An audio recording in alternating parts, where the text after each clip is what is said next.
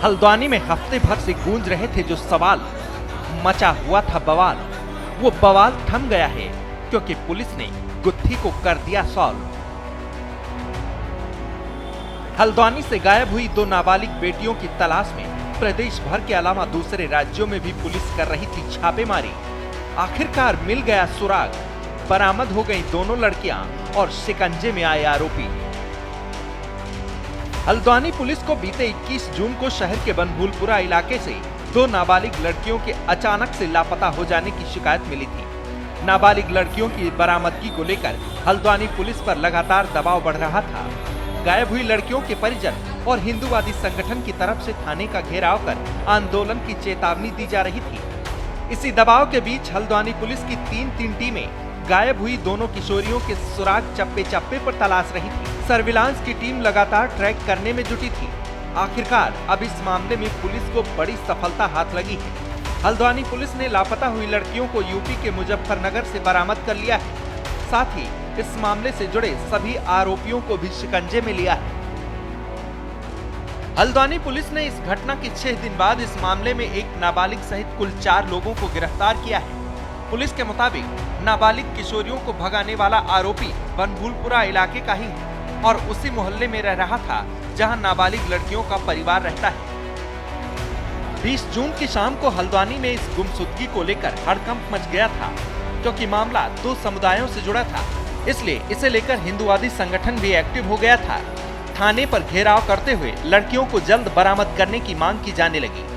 चूंकि बनभूलपुरा हल्द्वानी का संवेदनशील इलाका माना जाता है, ऐसे में इस मामले में पुलिस भी बेहद संजीदगी से काम कर रही थी। पुलिस पर लड़कियों की बरामदगी और आरोपियों की गिरफ्तारी का दबाव बढ़ता जा रहा था, इसलिए नैनीताल पुलिस ने अपनी पूरी ताकत गायब हुई दोनों नाबालिग लड़कियों को तलाशने में लगा दी। एसओजी की 3 टीमों को लगाया गया। पुलिस की साइबर सेल को एक्टिव कर दिया गया था जो एक मोमेंट को ट्रैक कर रही थी। दूसरी तरफ Nainital police, UP police, RPF और चाइल्ड लाइन हेल्पलाइन से भी इस मामले को सुलझाने के लिए मदद ली जा रही थी। दिन रात कोशिश के बाद आखिरकार घटना के 144 घंटे बाद नाबालिग लड़कियों और आरोपियों की तलाश खत्म हो गई और पुलिस को कामयाबी हाथ लगी। नैनीताल के एसएसपी प्रहलाद नारायण मीणा ने इस घटना से जुड़ी जानकारी देते हुए बताया कि नाबालिग लड़कियों को भगाने वाला आरोपी भी नाबालिग है, जो लड़कियों को लेकर पश्चिमी यूपी के कई इलाकों में घूम रहा था। इस मामले में 3 अन्य लोग उसकी मदद कर रहे थे।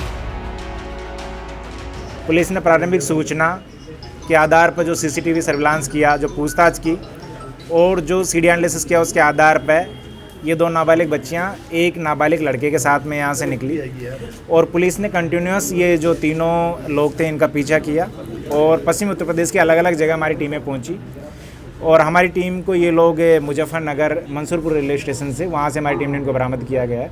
बच्चियाँ सेफ़ है और उनके संदर्भ में जो आवश्यक विधि कार्रवाई है वो कर रहे हैं हम लोग। इन बच्चियों को भगाने में, उनको गुमराह करने में और उनको शरण देने के लिए 4 लोगों ने जो कृत्य किया है उसके संदर्भ में भी पुलिस आवश्यक कार्रवाई करते 4 लोगों को हमने गिरफ्तार किया गया है और इनके खिलाफ बच्चियों को गुमराह करने का और उनको भगाने का जो कार्य है उसके संदर्भ में विधिक कार्रवाई अमल में जाएगी। पूछताछ में क्या बताया उन्होंने, क्यों भगाया गया था? कोई इंटेंशन था, कोई ट्रैफिकिंग थी, क्या था? देखिए, अभी तक का जो प्रारंभिक पूछताछ उसके आधार पर ट्रैफिकिंग का मामला तो नहीं है, लेकिन आगे इसमें देखा जा रहा है कि बच्चा किस वजह से, किस कारण से इस विधि विवादित किशोर के साथ में गई। हल्द्वानी पुलिस ने बनभूलपुरा से लेकर उत्तर प्रदेश के मुजफ्फरनगर और बदायूं से कनेक्शन का पर्दाफाश किया है। एक आरोपी मुजफ्फरनगर का रहने वाला है, एक बदायूं का है तो एक हल्द्वानी के बनभूलपुरा का। गिरफ्तार 4 आरोपियों में एक लड़की भी है जो बदायूं की रहने वाली है। इन 4 आरोपियों के खिलाफ पुलिस अलग अलग धाराओं में मामला दर्ज करते हुए कार्रवाई की है। 2 नाबालिग बेटियों की गुमशुदगी की गुत्थी सुलझ गई है।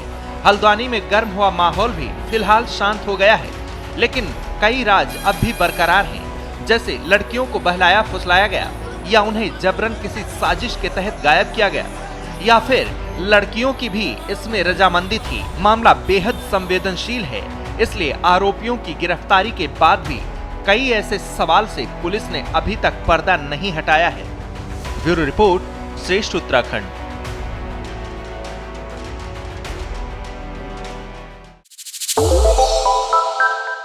श्रेष्ठ उत्तराखंड पर खबरों से जुड़े रहने के लिए चैनल को सब्सक्राइब और लाइक करें, बेल आइकन दबाएं और देखते रहें श्रेष्ठ उत्तराखंड।